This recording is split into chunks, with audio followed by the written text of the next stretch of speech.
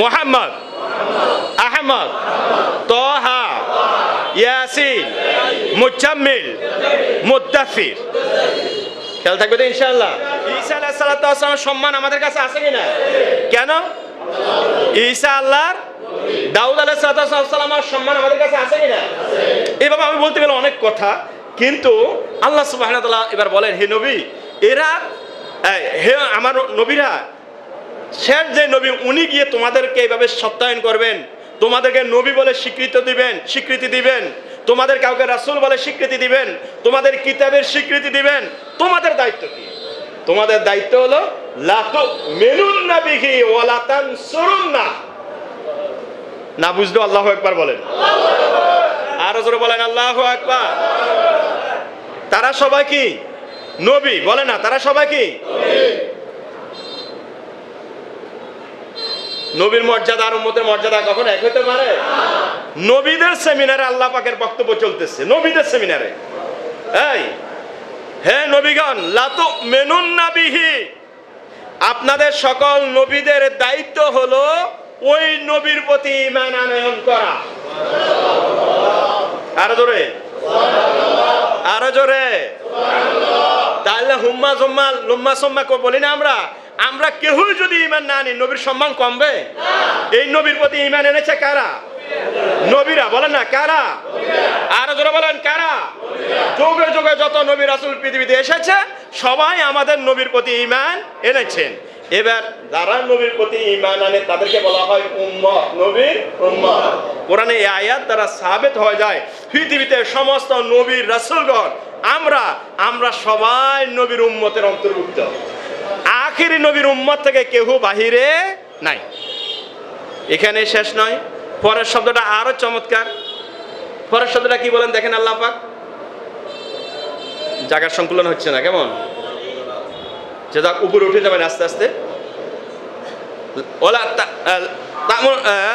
ওয়ালা তানসুরুন্না, আপনারা শুধু ঈমান আনবেন এটাই নয়। হে আমার নবীগণ, হে আমার রাসূলগণ, আপনাদের প্রতি আমার পক্ষ থেকে দায়িত্ব হলো আপনারা যখনই দুনিয়াতে যাবেন তখনই আমার এই নবীকে আপনারা সাহায্য করবেন। আচ্ছা ভাই, আপনারা বলেন, ঈসা আলাইহিস সালাতু ওয়াস সালামের যুগে কি আমাদের নবী ছিলেন? সাহায্য কিভাবে করবেন?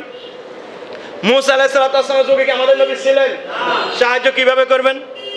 সূরা সফ এর 6 নম্বর আয়াতের মধ্যে আসছে, ওয়া ইযা ক্বালা ঈসা ইবনে মারইয়াম ইয়া বনি ইসরাঈল। আল্লাহু আকবার বলেন না?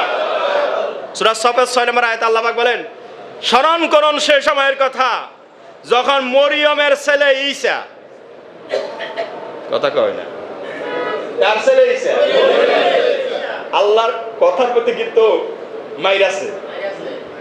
কোন নবীর ক্ষেত্রে আল্লাহ এইভাবে বলে না। মুসার সাথে মুসার মার নাম ধরছে নি আল্লাহ? একটু জোর করে বলেন, মুসার মার নাম ধরছে? দাউদের সাথে দাউদের মার নাম আছে?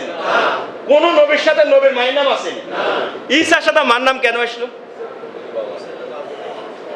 ঈসা আল্লাহর কুদরতের আরেকটা বহির্প্রকাশ। কি বহির্প্রকাশ? আল্লাহ পৃথিবীতে মা বাবা ছাড়াও আল্লাহ মায়ের মাধ্যমে শুধু মায়ের মাধ্যমে আল্লাহ দুনিয়াতে সন্তান পাঠাতে পারেন। আল্লাহ আল্লাহু আকবার বলেন না? পারেন কিনা আল্লাহ বলেন? আরো জোরে বলেন, পারেন কিনা? আবার মা বাবা ছাড়াও আল্লাহ মানুষ পাঠাতে পারেন কিনা? আদমের মাকে বাপকে, হ্যাঁ, হাওয়ার মাকে বাপকে, ঈসার বাপকে। আল্লাহু আকবার জোরে হবে না? এগুলা কুদরত কার? আরো জোরে বলেন, কুদরত কার?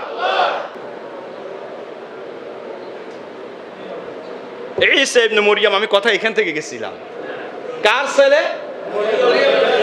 মরিয়মের নামটা এখানে আল্লাহ, এটা মানে আপনাদেরকে আল্লাহ বুঝাইতে চাইলেন যে আমি আল্লাহর ক্ষমতা, আমি আল্লাহর কুদরতকে মাথায় নাও। শুধু এবার করিও না, শুধু কি এবার পড়ি চলে যাইও না। এখানে ভিতরে কি আছে একটু দেখো।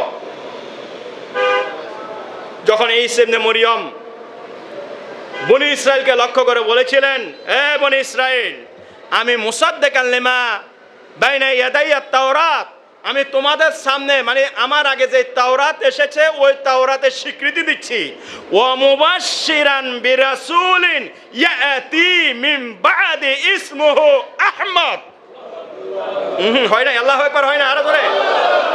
আরো জোরে বলেন আল্লাহু আকবার। বুঝবেন কথা। তখনও কি আমাদের নবী দুনিয়াতে আসছে বলেন?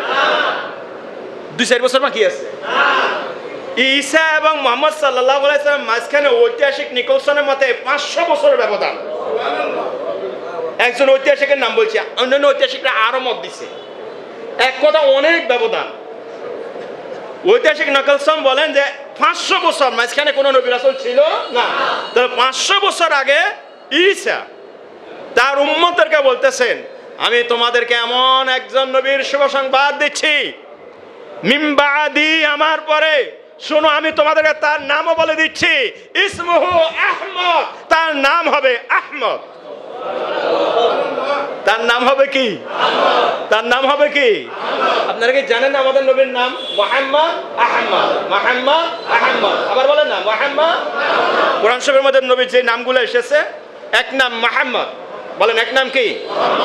আরেক নাম আহমদ, আরেক নাম তহা, বলেন আরেক নাম, আরেক নাম, আরেক নাম ইয়াসিন, আরেক নাম, আরেক নাম মুজাম্মিল, আরেক নাম, আরেক নাম মুদাসসির।